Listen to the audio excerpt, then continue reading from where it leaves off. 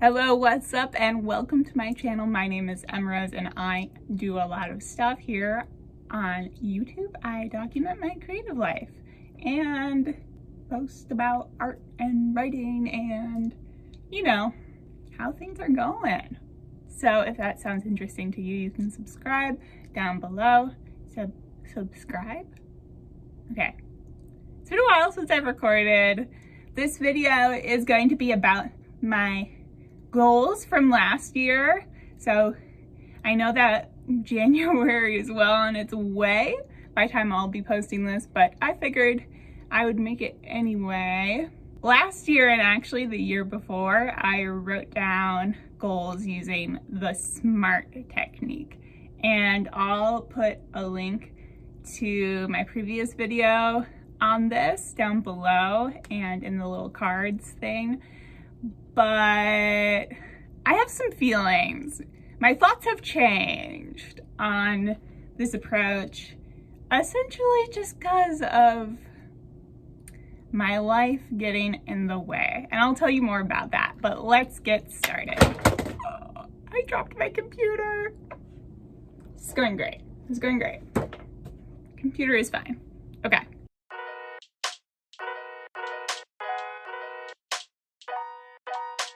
So SMART stands for specific, measurable, assignable, realistic, and time-related. Okay, those are the metrics. And I used this specific outline. It actually looks like I didn't fill it in as much last year as I did the year before, which is a little bit of foreshadowing how this method worked for me. And also, I did not look at it once. In 2022, I did not refer to this list of goals whatsoever. And you're kind of supposed to. You're kind of supposed to analyze it like quarter by quarter. And I didn't. I did not do that. And there are a few reasons why. So let's get into it. I was, focused on immediate next steps for early 2022. Some of this is good. I honestly, when I opened this document, I was like, oh, this whole thing's gonna be a bust. It is not. So I have some freelancing goals, which I far exceeded in the first quarter of the year, which was pretty good. I made some connections with some new clients. My second on this list says send out 10 queries. I'm not exactly sure what number I got to at the beginning of the year, because what I found was that batching my queries was a very delicate dance all year long with the windows that agents were open.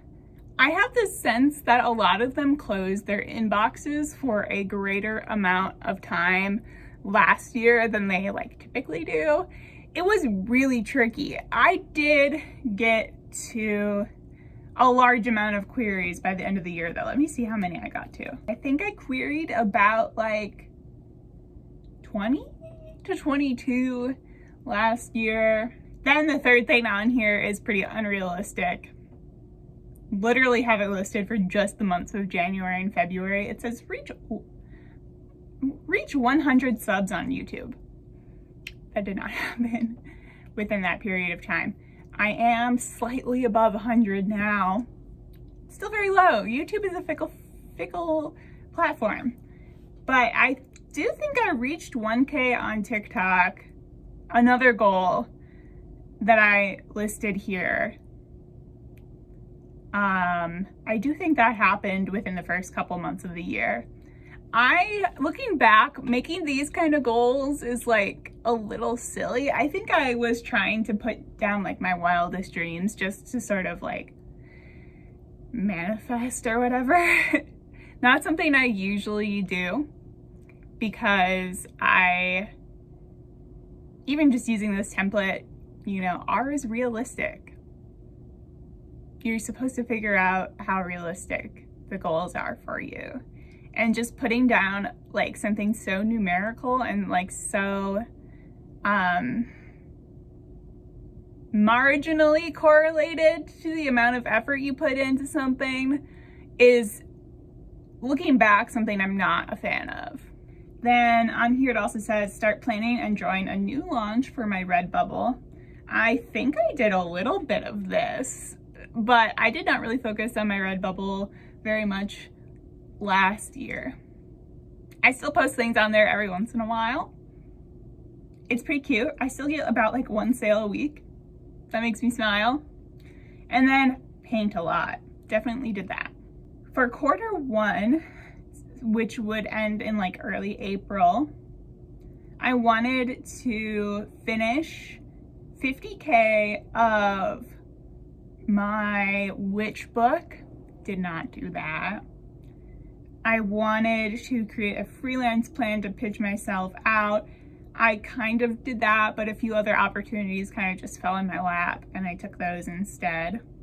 And then it says, keep querying, hopefully have multiple fulls out. I still do not have any fulls out. That like 3-month period of the first quarter was a very unrealistic amount of time to even expect agents to respond last year. The response rates are really slow. And I know some people I know some agents, I see that they request pages within like 2 days. It's rare, okay? Okay, then I also wanted to completely finish and start revising my witch book. Did not do that. Get an agent and sign a deal, have subs out. Oh my gosh, that is such a wildly fast timeline. Yeah, I mean, it would be cool, right? Like I was writing these things down. It would totally be cool for all of that to happen within a 12-month period, but no. Hit 1K on YouTube, that's another like very number one. Sell another 100 items from my shop. I don't think I hit that on Redbubble. Let's see. No, I did not. I have make art that matters, which I like the vibe of. I do think I actually hit that pretty well this year. And also some kind of vague goals about starting my own art shop on my own website or Etsy. I did actually go the own website route. I just barely got it kicked off at the end of the year last year. I really love my site. I need to kind of figure out a game plan for that because stocking your own things like takes a lot of money. I don't have that much money right now. So yeah, that is its own business endeavor. Something that I really wanted to do last year that is going to take a little bit more time for me to get established is I wanted to have my art in some local businesses that stock a lot of independent artists. I'm very lucky to live in the kind of town that does that. There are 2 or 3 places that I'm really interested in, but like I said, I have to like buy stock, you know, and I have to have packaging and branding, and I'm not quite there yet. And I have a lot of conflict about like where I want to be with that, because that could be my whole life, you know. But I'm still writing now 2 books. The second book was another thing I really could not have anticipated when I made these goals. If you've been following along, I am writing a sort of demon suburbia contemporary YA fantasy. I started that in November for NaNoWriMo because I was in a place with my witch novel where I just like did not see the path forward. I know I'm going to be coming back to that, but as of right now, I'm focusing on this contemporary fantasy. And I couldn't have anticipated that. The other thing that was a huge win this past year is that I really got back into some of the artwork things that I love to do and loved to do as a child. I painted a mural in my town. That was such an unexpected opportunity. I was so happy to be selected for it. I got paid a little bit. I love the final result, and it really reconnected me to this desire to like be out there and be doing art as like an action, as a way of being out there in the world. I don't know. And I also, after that, just began to start teaching some workshops at a local art studio, which is another thing that I just could not have anticipated, did not know I was interested in at this point in time last year. So that is very cool and exciting. It just doesn't really help me decide like what my like where I'm going, what my goals are. And that is obviously very frustrating to me. There's stuff on this list like what are my strengths and weaknesses, and some outstanding questions like, is this too much hustle? Which I think I ask myself every single day still. And I'm gonna put this away. Happy things I couldn't have expected. I got really into reading again this year, and I read quite a bit. I'll put in my Storygraph images because I just think those are so fascinating. And Storygraph is an amazing app if you don't use it. It's kind of like an alternative to Goodreads with a little bit of more aesthetically pleasing info, if you ask me. They make these cool breakdowns of like the genres you read, the moods of the books, and those are defined by like community feedback. Very interesting stuff. That really helped with my mental health, getting back into reading. That was awesome. I used the library a lot. I think I saved like $500 on books just from using my local library. Awesome stuff. Yeah, that was a real comfort this year. I also could not have anticipated, let's see, getting really into jelly gouache. I love painting. I also launched some pet portrait commission slots very impulsively at the end of last year. And I didn't really see myself doing that, but I love painting people's pets. If I get the chance to do it, I want to do more of it. That really became like my leading philosophy. Like if I get the chance, if I have the energy, if the opportunity arises and it seems fun, I'm gonna do it. Because here's the other thing that I couldn't anticipate. My migraines got so terrible last year. I was battling that constantly. I tried getting 2 nerve blocks. I tried months and months of physical therapy after being promised that a few months, a few sessions would do the trick. I got my jaw checked out. I was assured that my jaw was fine. I got Botox, that helped. I started injectables. I started different medications. I saw a different oral surgeon. He said, you know, your jaw's probably not fine.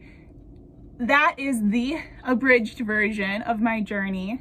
So I continue to have really terrible facial jaw pain, headaches, migraines that super duper interfere with my ability to write, to use screens, to edit. That's really cramping my style still. So I don't enjoy that. I also continue to just have like medical problems, you know. But I did get diagnosed officially last year, which I think I tend to understate a little bit. It was very anticlimactic, but it was around like this part of January last year. My rheumatologist officially made the declaration. He was like, you have Ehlers-Danlos syndrome. So that did inform my care quite a bit. It didn't transform my care in a way that I quite thought it would, but it has definitely helped me be a healthier person in the past 12 months. The only thing that I am still struggling with is just how severely unpredictable my health is. And I feel just so defeated trying to fight against that and trying to anticipate anything and prepare and make these goals, you know. I I'm not getting a lot out of that whole process, which is why I am not doing these SMART goals again this year. But then I'm left without a map, so what am I doing? Well, when I think about how long I would like to spend writing my current work in progress, I think around 6 months feels like pretty reasonable to me. I'm not a hugely fast writer, and it takes me a while, but you know, I feel like this sense that I would be honoring the idea, I would be getting out everything I have to say, well, I have the energy and the passion for it if I do it within about 6 months. As for art, as for branding, as for all of those goals, I think I just have to like keep treating it as a fun thing that I get the chance to do, you know, when those chances strike. And being ready to embrace it when I do have my health and my focus and my energy, you know. It's really tricky with migraines. It's really stressful because I feel like I'm always anticipating them a little bit. And for treatment purposes, it's important that you kind of like catch it. So there's a lot of like self-monitoring that is just an unpleasant process. There's also just a lot to do. It takes me so much effort to get my medications every month. It shouldn't be this hard. It's going to keep being this hard, and I'm trying to figure out a way to weather that in my creative life without strict goals, because I just have to try something new. I have seen some like productivity or creative influencers talk about this recently, because I think a lot of us are in a place where like there's a recession on, there's still a pandemic, there's a lot of fundamental instability, and hacking away at these goals quarter by quarter, or you know, that type of thing, it's just not working. I don't know what is working. I would love to hear if you have any insight on this, but this is gonna be the year of me dialing my goals back a little. I think it'll be good for me. So that is all for this video. If you made it to the end, thanks for joining me.